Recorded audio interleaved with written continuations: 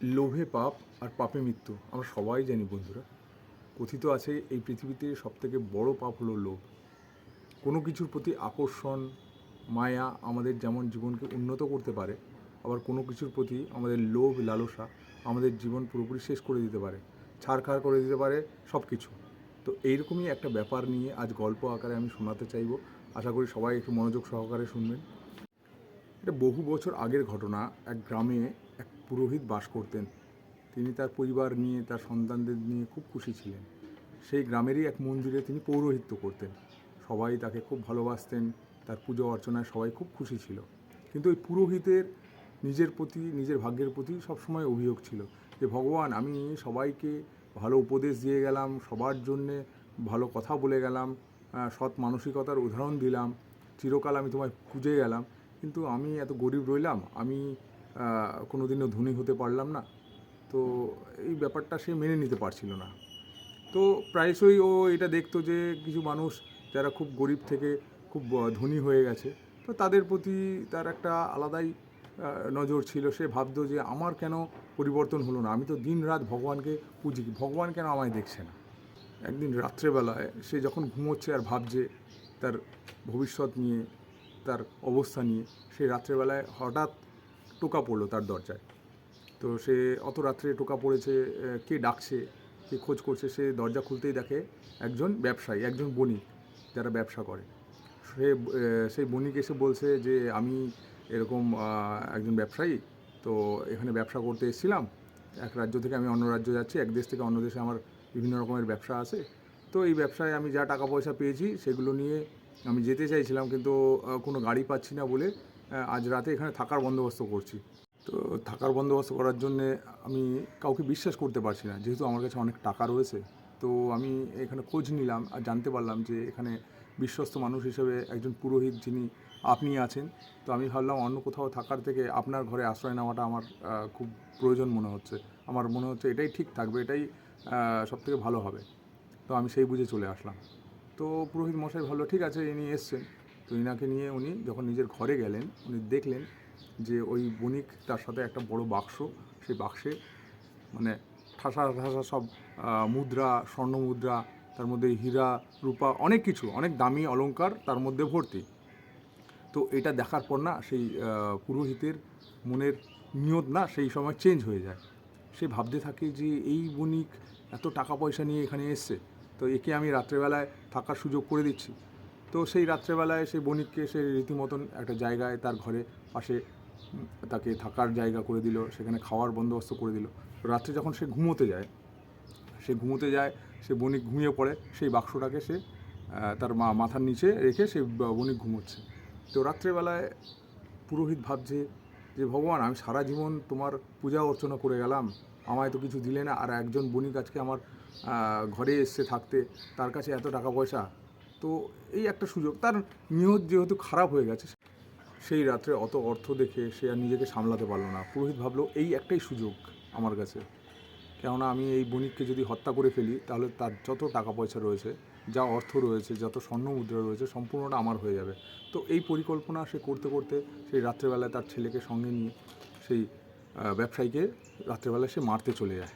তো যাই হোক, যেমন ভাবনা চিন্তা সেমনি কাজ। ওই রাত্রেবেলায় সেই বণিককে তারা দুজন মিলে মেরে ফেলে। আর বাক্সটা সে নিজের খাটের তলায় রেখে সেই রাত্রেবেলায়, রাতের ঘন অন্ধকারে তার ছেলেকে নিয়ে সে বেরিয়ে যায় সেই মৃতদেহটাকে জলে ভাসিয়ে দেওয়ার জন্য। কেননা সে জানতে পেরেছে যে হয়তো কেউই জানে না তার বাড়িতে এসেছে এই বণিক।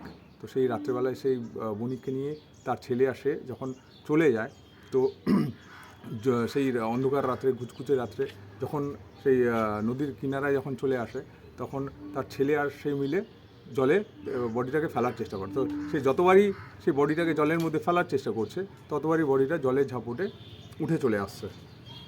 তো তো আবার তারা দুজন মিলে বডিটাকে আবার ঠেলে দিয়ে আসলো জলের মধ্যে। তো দেখছে আবার বডিটা জলের মানে ঢেউতে আবার ডাঙায় চলে আসছে। তো এই মতো অবস্থায় পুরোহিত ভাবলো যে বডিটাকে না একটু টেনে নিয়ে আমি পুরোপুরি জলের মধ্যে নামিয়ে দিয়ে আসি, তাহলে হয়তো গভীর জলে যদি নেমে যায় তাহলে বডিটা আর উঠে আসবে না। তো ছেলেটি যেহেতু তার ছোটো, তো তার ছেলেকে সে ডাঙায় দাঁড়াতে বললো যে তুমি এখানে পাড়ে অপেক্ষা করো, আমি বডিটাকে মানে শরীরটাকে, মৃতদেহটাকে আমি জলে ভাসিয়ে আসি। তো জলে যখন ভাসাতে যায় সেই হাত দুটো ধরে টানতে টানতে জলের মধ্যে সে নিয়ে যায়।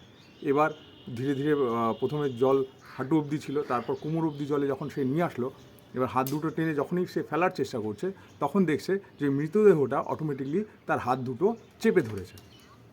সেই মুহূর্তে তার সম্বিত ফিরল, সেই পুরোহিতের নিজের জ্ঞান ফিরল যে আমার দ্বারা সত্যি কোনো ভুল হয়ে গেছে। কি ব্যাপার, এই মৃতদেহটা আর উঠছে না, আর ওই জলের ভেতরে তার হাত দুটো টেনে নিয়ে যাচ্ছে, নিশ্চয়ই একটা অলৌকিক কিছু হয়তো কাজ করছে।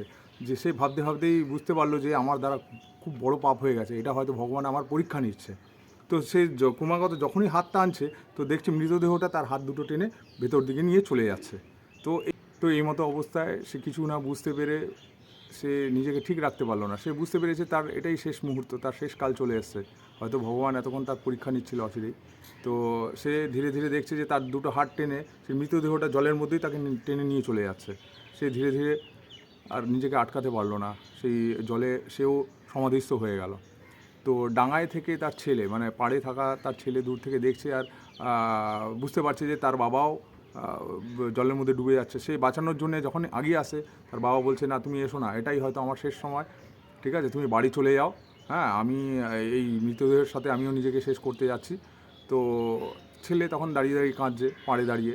তো ছেলে রীতিমতন কাঁদতে কাঁদতে দেখলো তার বাবা জলের মধ্যে ডুবে সে মারা গেছে। তো তারপরে যখন সে নিজের ঘরে ফিরে আসলো সেই ছেলে, এসে দেখছে যে সেই বাক্স রাখা রয়েছে। এবার বাক্স খুলে সে যখনই সোনা গয়না বা অলংকারের লোভে সেই বাক্সটা খুলতে গেল, তখন দেখতে পেল যে বাক্সের ভেতরে কিছুই নেই, ফাঁকা বাক্স পড়ে রয়েছে। তো সে তখন বুঝতে পারলো যে তার বাবার দ্বারা কিছু ভুল হয়েছে, আর এটা সম্পূর্ণ মানে ঈশ্বরের পরিকল্পনা ছিল। তার হয়তো এটা একটা পরীক্ষা ছিল, যে পরীক্ষা তার বাবা হয়তো পাশ করতে পারেনি। যাই হোক, তাই আমাদের গুরুজনেরা বলেন যে কোনো কিছুর প্রতি লোভ লালসা আমাদের জীবনটাকে পুরোপুরি শেষ করে দেয়।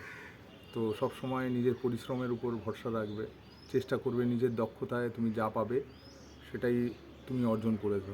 তো অন্য কিছু শর্টকাট বা অন্য কিছুর প্রতি লোভ লালসা রাখবে না। তো এটাই ছিল আজকের একটা শিক্ষা। আশা করি সবার ভালো লেগেছে। যদি এটা ভালো লেগে থাকে তো এই গল্পটা আপনারা শেয়ার করবেন। এই গল্পটা অন্য কেউ শুনে যদি তার সে কিছু মোটিভেট হয়।